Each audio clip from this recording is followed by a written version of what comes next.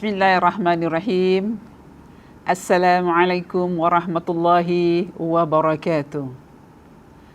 Alhamdulillah, alhamdulillah, alhamdulillahilladzi an'amana bi ni'matil iman wal islam wa nusalli wa nusallimu ala khairil anam sayyidina Muhammadin wa ala alihi wa sahbihi ajma'in.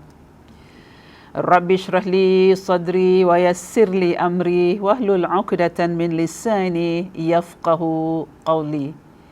Allahumma salli ala sayyidina Muhammad wa ala ali sayyidina Muhammad kama sallaita ala sayyidina Ibrahim wa ala ali sayyidina Ibrahim wa barik ala sayyidina Muhammad وعلى آل سيدنا محمد كما باركت على سيدنا إبراهيم وعلى آل سيدنا إبراهيم في العالمين إنك حميد مجيد. Bismillahirrahmanirrahim. Segala puji bagi yang berkuasa, yang telah memberi sebaik-baik nikmat berupa i'tiqad dalam Islam. Selawat dan doa keselamatanku terlimpahkan selalu kepada Nabi Agung Muhammad sallallahu alaihi wasallam beserta keluarga. Alhamdulillah, jamaah muslimah yang rahmati Allah, apa kabar anda di luar? Doa saya mudah-mudahan Allah selalu memberi kita rahmat dan inayahnya.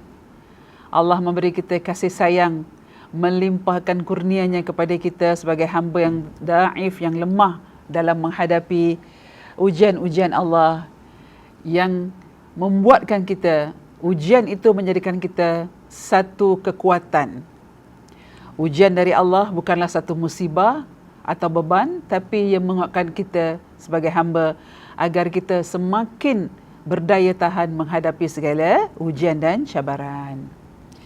Baik, bertemu lagi kita dalam sesi kita setiap hari Rabu hari ini, yang kalau tak silap saya pada hari ini, hari Rabu bertarikh 16 September 2020 bersamaan dengan 28 Muharram, iaitu 1442 Hijrah. Kemudian bila dah masuk dalam bulan Muharram ni, dah hampir kita dah hampir kepada penghujung Muharram kita. InsyaAllah kita akan masuk bulan Islam kedua, iaitu bulan Safar. Mudah-mudahan Allah panjangkan usia kita dalam meniti hari-hari yang penuh dengan ujian, penuh dengan cabaran, penuh dengan segala dugaan, dengan tabah menghadapinya. Ibu-ibu muslimah yang rahmati Allah, topik atau tajuk kelas taklim kita pada hari ini adalah mencari nilai ibadah dalam bekerja. Mencari nilai itu kalau kita artikan value lah. Ibadah kita dalam bekerja. Bekerja juga merupakan satu ibadah. Kemudian kita mencari rezeki satu ibadah. Wa imah kalau kita dalam berpuasa Ramadan, kata Rasulullah, kalau kamu takut puasa kamu tercemar, maka tidur dalam bulan Ramadan tu juga dikirakan ibadah. So tidur tu tidur yang bagaimana? Bukan tidur lepas sembahyang subuh sampai nak terbenam matahari, kita nak menghadapi berbuka tu baru kita bangun, tak. Jadi tidur sebagai satu ibadah ni, kitalah yang mengagak-agakkan bagaimana tidur kita dalam bulan Ramadan sepanjang kita berpuasa dalam bulan Ramadan. Baik, mencari nilai ibadah dalam bekerja. Ibu-ibu di luar bekerja? Ada yang bekerja. Sekarang Alhamdulillah ada pejabat-pejabat yang dah dibuka untuk kita bekerja, walaupun dia ada kirakan macam tim, ada tim A, tim B, dan ada lagi macam saudara mara kita, sahabat-sahabat kita yang masih lagi bekerja, work from home. Yang kerja dari rumah, jagalah kita destinasi kita, bagaimana kita menjaga kualiti kerja kita di rumah. Dan yang sekarang dah masuk dekat office, jagalah kita diri kita. Pertama sekali jaga jarak kita, distance kita. Kalau dikatakan 1 meter, kita agak-agak lah. Dan juga kalau kita keluar makan tengah hari nanti, kita pandai-pandai kita bagikan Dalam satu kumpulan ada 5 orang. 5 orang tu bukan rapat-rapat, tapi kita jauh-jauhkan. Inilah dia nilai ibadah dalam bekerja. Baik. Perintah kewajipan bekerja. Dalil-dalil tentang kewajipan bekerja dan berusaha. Pertama, perintah bekerja telah Allah wajibkan semenjak Nabi Adam. Nabi yang pertama sekali di muka bumi ni, Nabi Adam alaihi salam. Sampai kepada Nabi akhir kita, iaitu Nabi Muhammad sallallahu alaihi wasallam. Kalau Nabi Adam, Nabi pertama Allah datangkan ke muka bumi, bagaimana? Beliau pun tak tahu bagaimana nak kerja. Tapi Allah tuntun beliau. Perintah ini tetap berlaku kepada semua orang tanpa membeda-bedakan pangkat, status dan juga jabatan seseorang. Berikut ini akan dinukilkan beberapa dalil dari Allah dan juga sunnah tentang kewajipan bekerja, terutama dalil dalam Al-Quran. Baik, pertama saya ambil dalil dalam Al-Quran. Dalam surah An-Nabat ayat ke-11. A'udzubillahi minasyaitonirrajim. Wa ja'alna an-nahara ma'asha. Kami telah membuat waktu siang untuk mengusahakan kehidupan, yakni bekerja. Dalam surah An-Naba ayat ke-11. Jadi kalau Allah dah jadikan nahar, siang tu sebagai kita mencari ilmu. Yang anak kita sekolah, pergilah sekolah. Yang suami kita bekerja, cari rezeki kerja. Yang kita sebagai ibu suri rumah tangga bekerja dekat rumah. Sebagai finance ke, sebagai tukang masak ke apa semua. Itu juga merupakan satu ibadah. Usahakan kehidupan kita ni sesuatu perkara yang dapat memanfaatkan diri kita. Kita jangan duduk mengeluh. Kita sekarang dah dimaklumkan oleh pemerintah, di pembuangan kerja telah banyak berlaku. Dan pemerintah kita telah mengeluarkan belanjawan mereka untuk membantu pekerja-pekerja ataupun syarikat-syarikat yang dirundung malang dek COVID-19. Jadi apabila pemerintah telah bantu kita, kita jangan duduk berpeluk tubuh. Kita disuruh berusaha. Apa saja usaha? Pada ceramah kelas minggu lepas saya akan katakan usaha itu bukan setakat kita berdoa saja, tapi usaha kita adalah usaha yang dapat memberi kepada kita satu kejayaan, satu perkara yang dapat kita lakarkan, yang kita dapat gunakan untuk seterusnya. Baik, seterusnya. Dalam surah Al-A'raf ayat ke-10 yang bermaksud, sesungguhnya kami telah menempatkan kamu sekalian di muka bumi dan kami adakan bagi kamu di muka bumi sumber penghidupan. Amat sedikitlah kamu bersyukur. Ini Allah dah cakap dekat dalam Al-Quran surah Al-A'raf. Jadi bila Allah kata kami telah menempatkan kamu sekalian di muka bumi ni banyak, Bu. Kalau kita duduk di kampung-kampung, tanah-tanah yang kosong tu boleh kita garap. Kita garap, kita boleh tanamlah cili, tanamlah apa segala pokok tumbuh-tumbuhan yang boleh kita jadikan sumber makanan harian kita. Tapi sekarang pemerintah Singapura pun ada melakukan juga. Tanam pokok-pokok ataupun tumbuh-tumbuhan ataupun sayur-sayuran di bumbung-bumbung rumah kita. Dalam rumah kita pun kita boleh lakukan dengan cara teknologi yang canggih saat ini. Dengan menggunakan sedikit tanah, kemudian adalah kita baja-bajanya, benih-benihnya, kita mulakan tanam. Bagi mereka yang berminat, silakan. Kita lakukan apa saja perkara yang boleh kita dapat menghasilkan keuntungan untuk diri kita, untuk keluarga kita, maka Islam amat menggalakkan. Islam amat tak suka kalau ada hamba-hambanya dengan duduk, mengangkat tangan, berdoa tapi tak mau berusaha. Akhir kalimat mereka berkata, inilah takdir Allah Ustazah, saya dah dibuang kerja. Saya tak ada skill apa-apa pun dalam pekerjaan. Tak ada benda yang saya mahir pun. Inilah kerja saya. Tapi kita disuruh oleh pemerintah, kan kita ada skill future, ambil tu, gunakan grant tu yang pemerintah kasih kita, gunakan grant tu untuk kita upgradekan diri kita, untuk kita ambil kursus-kursus yang mana kita mampu, yang mana kita boleh. Benda ni nanti akan membawa kita kepada, insya-Allah kalau dah berakhir COVID ni, pemerintah akan membangunkan balik, ekonomi kita akan memula mercut kembali, mekar kembali. Apa yang telah kita ambil kepada dalam skill future tu, waktu kita kursus tu, inilah boleh kita manfaatkan dalam kita punya kelayakan dalam bekerja. Dan dalam kita tak ada kerja ke, kita bekerja ke, tanda syukur tu mesti kena ada dalam diri kita. Syukur pada Allah. Sedikit syukur, banyak pun bersyukur. Orang-orang tua kata, sedangkan ulat dalam batu lagi boleh makan. Ini kan pula kita yang diberi akal oleh Allah untuk kita berfikir. Kita boleh berusaha kan? Usaha itu tanda kejayaan. Yang tak nak berusaha, dia rugilah. Akan tak ada kejayaan dalam dirinya, tak ada motivasi, tak ada macam nak hijrah daripada benda yang kurang kepada benda yang lebih bermanfaat dan lebih baik. Baik, seterusnya jamaah yang rahmati Allah. Islam amat menyintai seorang Muslim yang giat bekerja, mandiri, apalagi rajin memberi. Islam.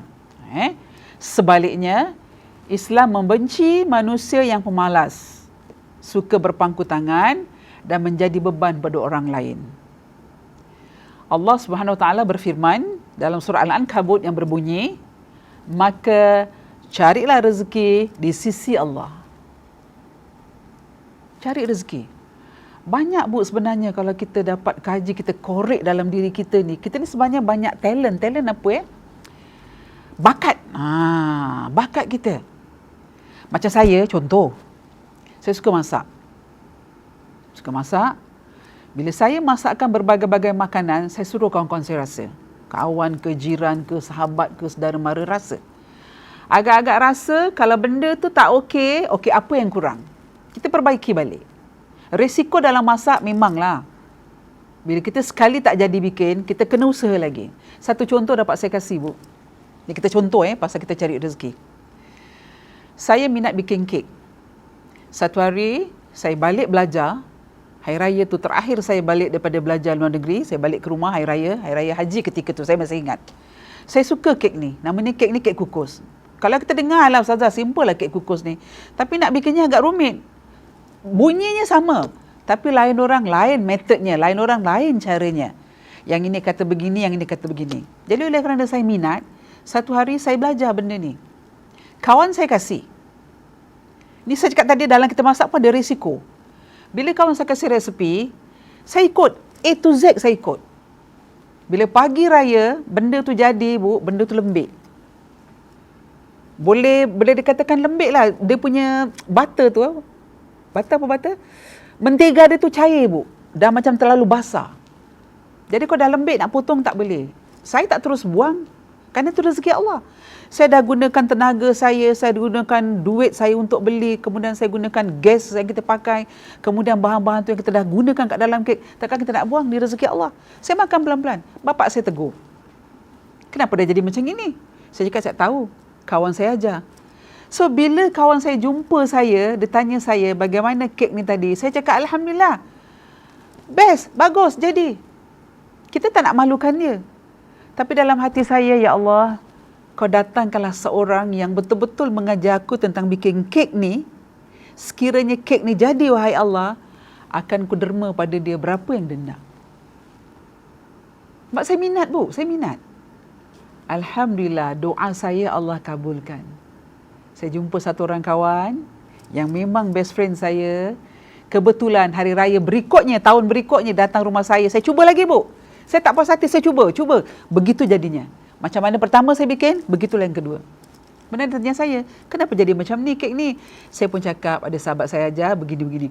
Oh, ni salah. Caranya bukan macam gini. Bila saya dengar dia kata salah, hati saya ingin tanya lagi, yang betul yang bagaimana? Jadi saya tanya dia, kalau betul benda ni salah, awak boleh tunjukkan saya kat mana kesilapan dan awak boleh perbetulkan, perbaiki kan? Maka dengan kuasa Allah, dia cakap dengan saya, okey, awak beli barang-barang, jom ke rumah saya. Bila dia kata jom ke rumah dia, awak tahu dalam hati saya ada taman. Berbunga-bunga saya nak bikin, sebab saya suka. Jadi saya ke rumah dia, saya nak tengok benda yang salah tadi, apa kesilapan saya bikin. Rupanya adalah di antara beberapa dia punya bahan-bahan, ada satu yang silap, kemudian saya perbaiki balik. Setelah tu jadi, Bu, sehingga sekarang ni benda tu jadi macam bisnes kecil-kecilan dari rumah untuk saya lah. Jadi ini namanya Allah suruh kita cari rezeki. Jangan putus asa. Sekali kita masak tak jadi, berarti bukan kesilapan kita. Kita dah ikut cara. Mungkin ada silapnya. Jadi dengan kita perbaiki balik, dengan kita tambah-tambahkan, cantikkan lagi, akan datang ilmu yang baik tadi. Berarti dah 2 orang beri pada saya 2 ilmu yang berbeza dalam bikin satu kek. Nama sama tapi 2 cara yang berbeza. Maka apabila saya dapat yang kedua, saya tak lupakan dengan pertama. Saya tak lupa dengan pertama. Jadi sebagai kewajipan saya, janji saya, siapa yang memberi saya ilmu ni, saya akan memberi sesuatu untuk dia. Maka hingga kinilah saya minta izin dengan kawan saya yang kedua tadi. Andai kata ada keizinan, kalau saya bikin benda ni sebagai bisnes saya kecil-kecilan, bisnes tujuh apa kata orang? Bisnes hari raya lah. Alhamdulillah diizinkan. Sehingga sekarang walaupun tak hari raya, masih lagi ramai yang order dengan saya untuk majlis-majlis tertentu lah. Walaupun tak hari raya. Ini satu saya katakan mencari rezeki Allah. Yang kata Allah tadi dalam surah Al-Ankabut, maka carilah rezeki di sisi Allah. Apa saja. Kalau isteri kita pandai, ibu-ibu kat luar, ada minat nak bikin jahit tudung ke apa ke, ataupun bikin gubahan, jadikan datang duit. Jangan cakap, wah Ustazah sekarang COVID, pengantin tak boleh kahwin, Ustazah boleh nikah tapi tak ada gubahan. Boleh. Kita belajar. Ilmu tu kita kena tuntut kan. Kalau kita tak tuntut, ilmu tu tak akan datang dengan sendirinya. Kita kena cari benda tu. Dah dapat ilmu tu baru kita kembangkan. Banyak apa lagi selain masak, gubahan. Banyak lagi kepintaran awak. Kalau awak dalam digital, yang berada kawan-kawan kita yang tak faham sangat dalam digital ataupun sekarang punya kita kena kejarkan dalam Zoom. Kalau awak ada ilmu tu, awak kongsi dengan kawan awak, satu sumber rezeki telah datang. Awak tak payah minta, dengan sendirinya kawan awak cakap, berapa yang kita nak bayar awak? Daripada kita tak tahu, jadi kita tahu. Satu rezeki. Ini yang kata Allah, carilah rezeki Allah di mana kamu berada. Dan saya nak ucapkan terima kasih kepada sahabat saya yang telah memberikan saya ilmu. Kedua-dua sahabat saya. Alhamdulillah, mudah-mudahan Allah merahmati beliau dalam keluarga beliau. Baik, kita teruskan. Cara hilangkan sifat malas. Ni kadang-kadang bila kita dah tak ada kerja, kita duduk kat rumah, kita tak fikir yang positif lah. Kan bila isteri tanya kita, bang kenapa tak cari kerja? Sekarang susah nak cari kerja. Kadang-kadang suara suami melenting. Kita jangan melenting, jangan marah-marah. Isteri tanya dengan baik, kita jawab dengan baik. Dalam rumah tangga ni komunikasi kita kena jelas. Komunikasi kena jelas. Komunikasi isteri bukan satu way tapi dia 2 way. 2 way isteri kita dengan suami kita. Kalau dia tanya, jawablah dengan baik. Abang bukan tak nak cari kerja. Abang cari sekarang ni. Abang tengah tanya-tanya. InsyaAllah doakan mudah-mudahan abang cepat dapat kerja. Anak-anak perlukan perbelanjaan yang tinggi. Lagi-lagi dalam persekolahan. Lagi-lagi pasangan muda yang ada anak kecil. Dengan susunya, dengan apa segala macam. Jadi insyaAllah kita banyakkan doa pada Allah, mudah-mudahan Allah dapat bantu kita. Baik, cara hilangkan sifat malas. Pertama, ingat diri kita, kenapa harus melakukan hal tersebut. Ingatkan diri kita, kenapa aku harus lakukan, kenapa harus buang sifat malas ni, kenapa? Sebab kalau mim, alif, lam, sim dah ada dekat dalam diri, M-A-L-A-S dah dekat dalam diri, dia dah jadi macam satu benda yang duduk tak nak keluar. Bila kita cakap sikit jadi marah. Bila kita cakap usaha je, dah usaha, dah cari. Hilang sifat malas. Buang sifat malas kita. Nabi mengajar kita ada doanya. Nanti insyaAllah penutup ini akan saya kasih doa. Doa untuk elakkan sifat malas kita. Baik, kedua. Periksa makanan dan minuman yang masuk ke tubuh kita. Saya dah kasih pada minggu lepas. Doa kita terkabul dengan sebab berbagai-bagai. Salah satu kalau doa tak terkabul, mungkin sumber-sumber makanan kita ada terkait sedikit dengan sumber-sumber yang haram. Kita masuk dekat restoran, kita nampak benda-benda tu tak ada logo halal tapi kita masuk. Oh, dah ada ini Ustazah, front line dia dekat depan tu orang Islam, kita pakai tudung. Jangan terpaut pada itu. Kita pastikan betul-betul kat restoran yang kita masuk tu adalah restoran yang halal, yang ada logo MUIS, logo halal. Baru hati kita puas dan kita makan pun rasa macam lega lah kita makan. Tidak ada sumber-sumber yang benda-benda yang tak baik dalam tubuh kita. So elakkan. elakkan daripada makan dan minum pada yang perkara-perkara yang tak baik dalam tubuh kita. Ketiga, target yang akan dicapai serta target yang telah dicapai kemarin dalam bekerja. Target ni kena ada. Kalau pihak syarikat kita mengatakan ada dalam meeting, dalam apa, kata okey saya nak bikin sekian-sekian ni, tagline tarikh terakhirnya sekian-sekian, kalau boleh kita dapat antar sebelum tarikh akhir tu.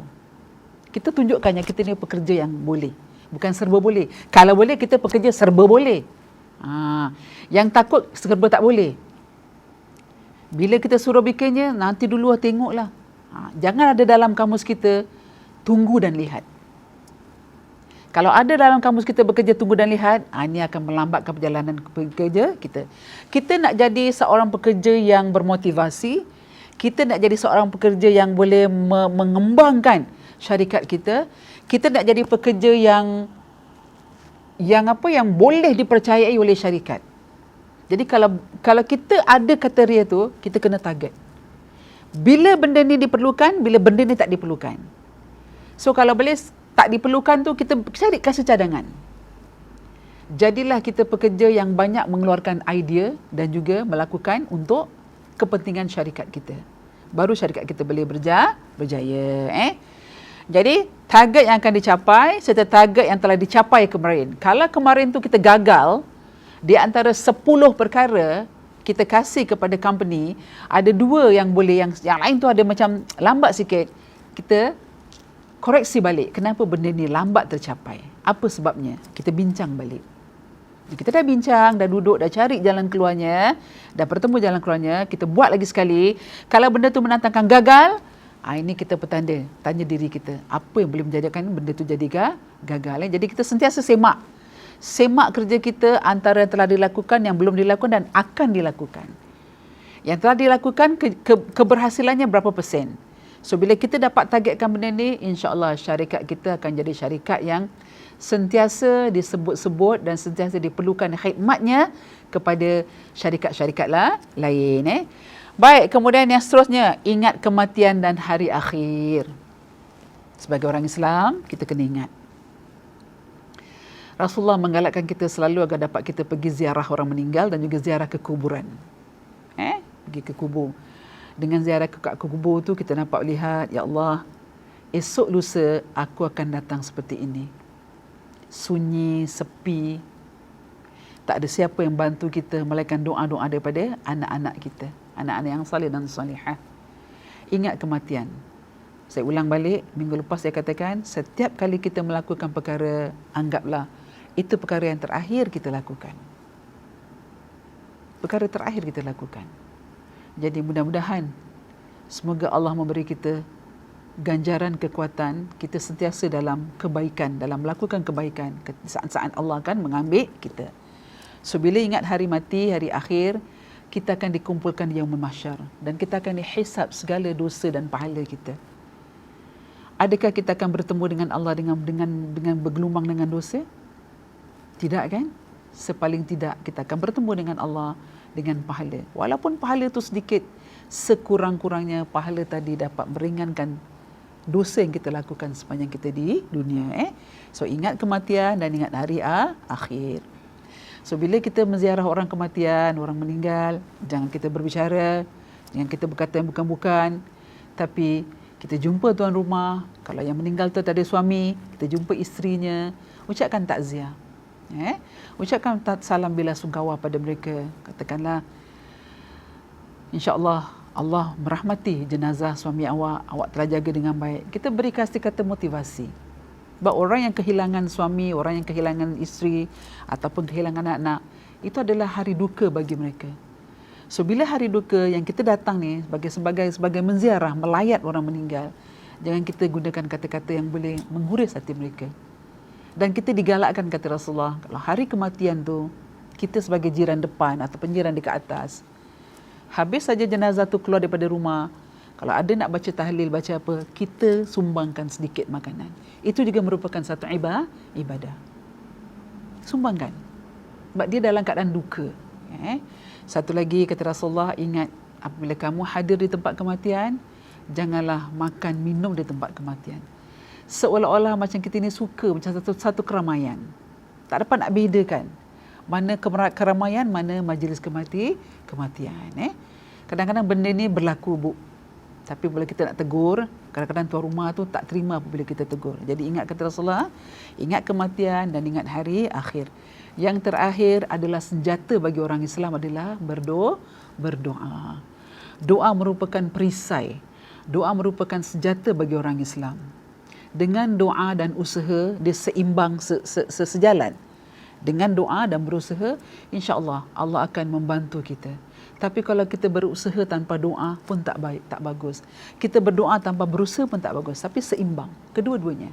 Dalam kita berdoa, kita berusaha. Dalam kita berusaha, kita berdoa. Di antara salah satu, insya-Allah Allah akan kabulkan permintaan dan doa kita. Sebab tu digalakkan, habis saja kita melakukan solat fardu, di saat sujud terakhir tu, kita diperkenankan untuk mohon doa pada Allah. Mintalah apa yang kita minta dengan pada Allah. Sebab Allah dekat pada hamba-Nya dalam sujud. Baik, seterusnya jamaah yang dirahmati Allah, bekerja dalam pandangan Islam begitu tinggi darjatnya. Hingga Allah dalam Al-Quran menggandingkan dengan jihad memerangi orang-orang kafir. Bekerja dengan jihad Allah gandingkan dalam Al-Quran. Satu contoh saya ambil dalam surah Al-Muzammil ayat ke-20, ayat ke-73, maaf. Allah berfirman yang bermaksud, dan orang-orang yang berjalan di muka bumi mencari sebahagian karunia Allah, dan orang-orang yang lain berperang di jalan Allah.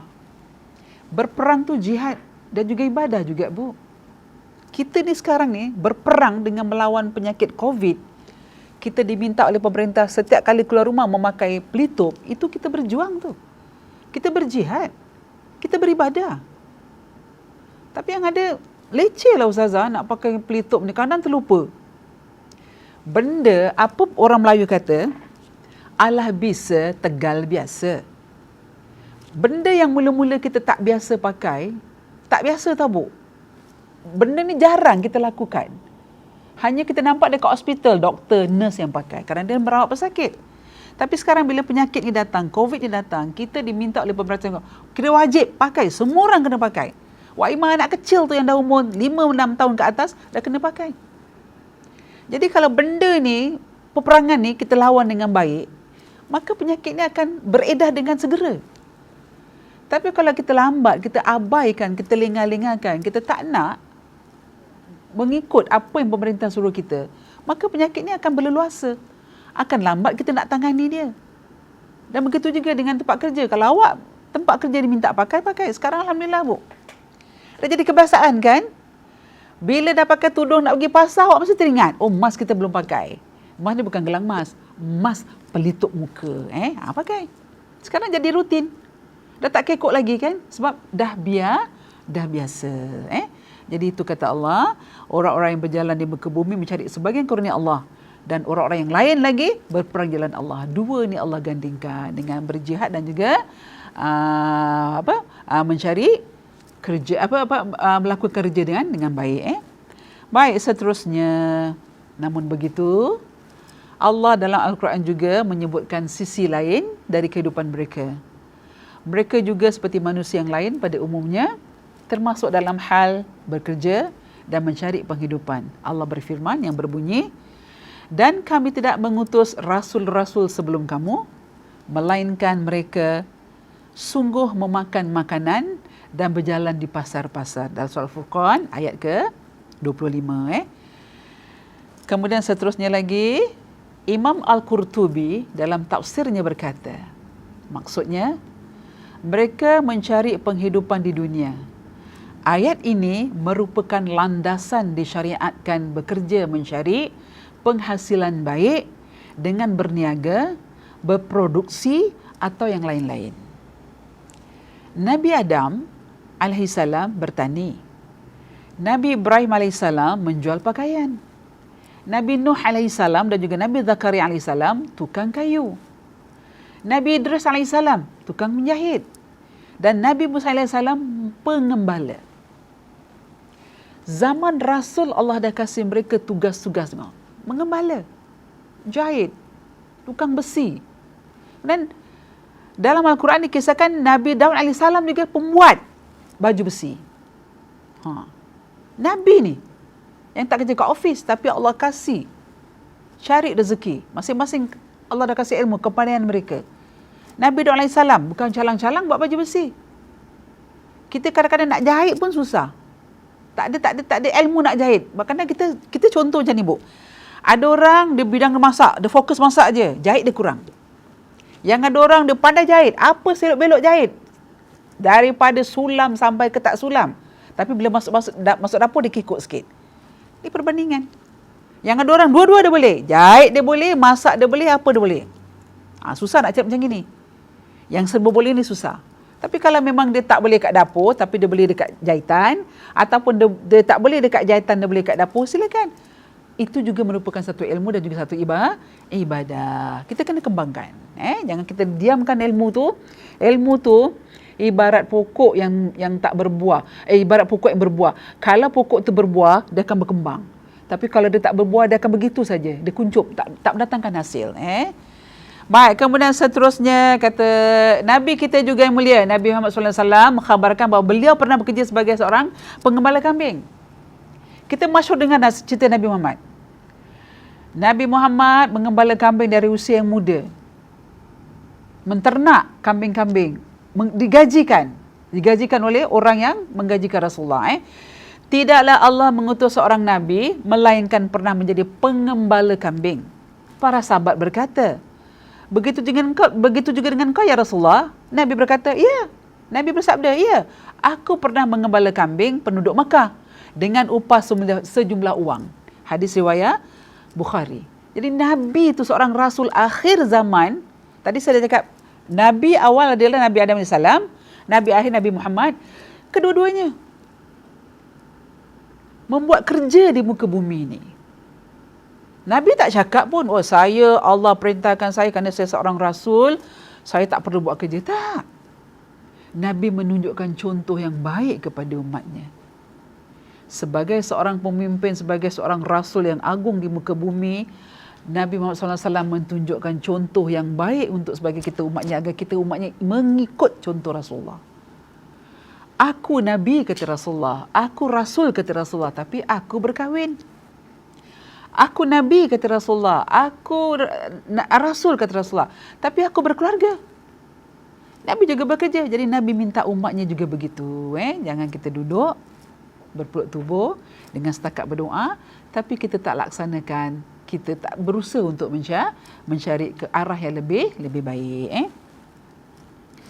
Baik, jemaah yang dirahmati Allah, baginda bersabda lagi yang berbunyi, beliau pernah melakukan perjalanan bisnes ke negeri Syam untuk menjual barang-barang dagangan milik Sayyidatina Khadijah radhiyallahu anha. Nabi pernah membawa sampai ke negeri Syam. Sayyidatina Khadijah ni kita tahu seorang yang rupawan, dermawan, hartawan, budiman. Sayyidatina Khadijah radhiyallahu anha, anak bangsawan, memiliki rupa rupawan, kemudian dia jutawan dan terkenal. Rasulullah bekerja dengan Sayyidatina Khadijah. Ketika itu belum berumah tangga. Membawa barang dagangan Khadijah. Ketika Nabi membawa barang dagangan Sayyidatina Khadijah, keuntungan berlipat ganda. Tengok kata Allah, bila kamu berusaha, aku akan tingkatkan. Aku akan tambah rezeki tadi. Begitu dengan Rasulullah. Jadi Allah tambahkan rezeki. Walaupun Nabi bekerja dengan seorang perempuan, Sayyidatina Khadijah, tapi Allah tingkatkan, Allah tambahkan rezeki. Baik, seterusnya. Oleh kerana itu, semua Islam sangat mendorong umatnya untuk bekerja dan berusaha mencari penghidupan. Cari, Bu. Selagi kita boleh mampu berjalan di atas muka bumi, bernafas dengan baik, kita jalan cari. Cari. Allah tak akan sekat perjalanan kita dalam mencari kebaikan. Allah berfirman dalam surah Al-Mulk ayat 67 yang berbunyi, Dialah yang menjadikan bumi itu mudah bagi kamu, kemudian maka berjalanlah di segala penjurunya dan makanlah sebagian daripada rezekinya, dan hanya kepadanya lah kita kembali setelah dibangkitkan. Jalan ke penjuru dunia penjuru dunia, kata Allah, ada rezeki. Pokok-pokok yang Allah jadikan kat tepi jalan ke dalam hutan, semua boleh dimakan. Kita kena pandailah makan dalam buah-buahan dalam hutan. Jangan buah getah yang racun kita makan. Itu alamat namanya. Kita kena pilih. Kita faham mana yang boleh dimakan, mana tak boleh dimakan. Sedangkan dalam lautan, Bu, dalam lautan, Masya Allah. Saya masih ingat tinggal di kampung. Rumah saya atas air. Atas air. Kalau air surut tu, air laut surut, kita ramai-ramai cari, Bu, cari siput. Cari ketam, cari siput. Benda tu dapat, Bu, kita jadikan lauk untuk besok. Sebab kita adik-beradik ramai. Bapak kita kerja berapalah gaji ketika itu, tahun-tahun dalam 50-an. Nak masuk kepada era sekarang ni, Alhamdulillah, anak kita semua di ujung jari. Tapi zaman-zaman saya dulu, zaman-zaman 50-an, tinggal rumah atas air, adik-beradik ramai, bapak seorang bekerja, mak tak bekerja, jual kuih pula lagi, saya jual kuih, Bu. Kalau nampak muka saya ni, kalau yang kenal kat kampung tu, oh ini yang dulu jual kuih kat kampung. Alhamdulillah, membantu mak bapak saya. Kita cari siput kan. Air surut aja, kita dapatlah gonggong, dapatlah kupang, dapatlah remis, dapatlah lokan, dapatlah ranga. Ini orang kampung tahu, yang tinggal kat kampung rumah atas air. Tapi kerana budak-budak sekarang, dia tak tahu ranga tu apa.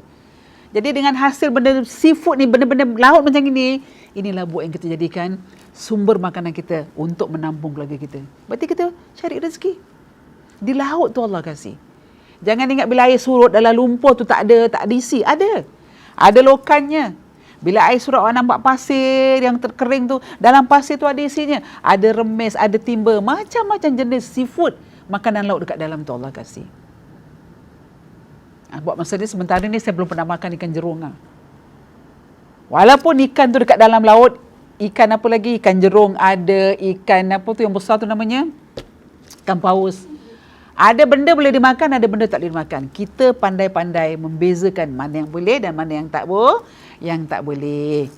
Baik, kita teruskan lagi, insya-Allah. Kesimpulannya, masa mencemburui kita, Bu, kita rasa sekejap, lambat, tapi rupanya dah sekejap, insya-Allah. Kesimpulannya, mudah-mudahan setiap pergerakan kita dari mula berdoa keluar rumah hingga kita pulang dikira sebagai ibadah dan amal soleh. Macam saya sekarang bekerja, dari saya datang daripada keluar rumah sampai saya duduk kat sini, sampai saya balik ke rumah, itu Allah kira dalam semua dalam ibadah dan amal soleh. Rezeki yang diterima penuh keberkatan dan dapat menghindarkan diri dari bersifat lokek dalam pekerjaan kerana konsep ihsan yang menjadikan pegangan hidup kita. Ihsan ni, kita kena berlaku yang sebaik-baiknya, Bu.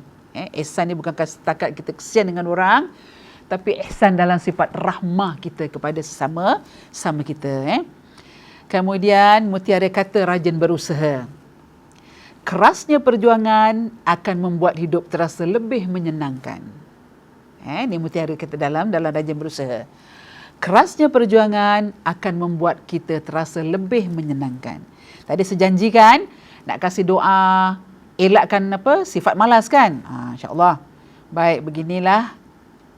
Kemudian, kebiasaan suka mengeluh hanya akan menghabiskan waktu dan energi kita. Tak bolehlah Ustazah, saya dah cuba tapi tak boleh. Tak boleh tu kita ketepikan. Jadikan dia boleh. Hal tersebut tidak akan mengubah diri anda menjadi lebih baik. Setiap kali anda mengucapkan perkataan tidak mungkin, perkataan itu hanya akan menghalangi anda melihat sebuah keajaiban yang sukses. Saya ulang sekali lagi. Setiap kali anda mengucapkan perkataan tidak mungkin, perkataan itu hanya akan menghalangi anda melihat suatu keajaiban yang sukses. Akhir kata, sesungguhnya Allah mencintai hamba yang banyak berdoa.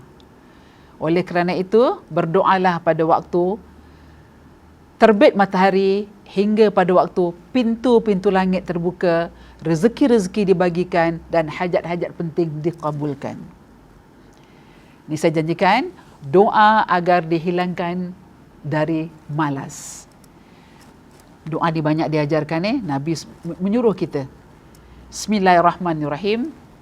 Allahumma inni a'udzubika minal hammi wal hazan wa a'udzubika minal ajzi wal kasal. Kasal ni bahasa Arab, bahasa Melayunya malas. Wa a'udzubika minal jubni wal bukhl. Bukhl ni penyakit yang kedekut, lokek, bakhil. Elakkan kata Allah. Akhir, wa a'udzubika min ghalabatid daini wa qahri rijal. Jadi dari itu kata Allah, kata Rasulullah, buang penyakit malas kita. Yang bermaksud, ya Allah, sesungguhnya aku berlindung kepadamu dari hal yang menyedihkan dan menyusahkan, kelemahan dan kemalasan, sifat bakhil dan sifat penakut, lilitan hutang dan penindasan orang lain. Hadis riwayat Al-Bukhari. Jadi amalkan Bu. Kalau awak ibu tak ada doa ni, ibu carilah dekat dalam internet, saya rasa banyak. Pergi dekat mana .com mana tu, cari doa menghilangkan sifat malas, insya-Allah amalkan. Habis sembahyang kita baca doa ni, insya-Allah Allah bantu kita. Lagi satu saya pesan, jangan lupa kita solat sunnah duha. Kerana solat duha tu walaupun dia kecil, tapi fadilahnya kepada kita sangat besar. Amalkan Bu. Jangan cakap tak ada masa, tapi kita mulakan. Langkah kita pertama ni dalam pukul 10, pukul 10.30, pukul 11 lah. Ambil 2 rakaat solat sunnah duha, insya-Allah mohon pada Allah. InsyaAllah. Dalam doa tu Allah dah janji. Sekiranya rezeki tu kita susah ke senang ke apa, Allah akan mudahkan segala-galanya. Mudah-mudahan dengan sedikit pencerahan memberi manfaat pada anda di luar. Akhir kata dari saya, sama-sama kita menutup majlis kita kelas taklim ni dengan bacaan tasbih kafarah dan juga surah Wal Asri. Bismillahirrahmanirrahim. Subhanakallahumma wa bihamdika Ashhadu an la ilaha illa anta astaghfiruka wa atubu ilaik. Maha suci Engkau ya Allah, dan segala puji bagimu. Aku bersaksi bahawa tiada Tuhan melainkan Engkau, dan aku mohon ampun dan bertaubat kepadamu. Bismillahirrahmanirrahim. Wal 'asr. Innal insana lafi khusr. إلا الذين آمنوا وعملوا الصالحات وتواصوا بالحق وتواصوا بالصبر. Demi masa, sesungguhnya manusia dalam kerugian, kecuali orang-orang yang beriman dan beramal soleh, yang mereka berpesan-pesan kepada kebenaran dan berpesan-pesan kepada kesabaran. Akhir kata, Sadaqallahul Azim. Assalamualaikum warahmatullahi wabarakatuh. Jumpa kita di lain minggu.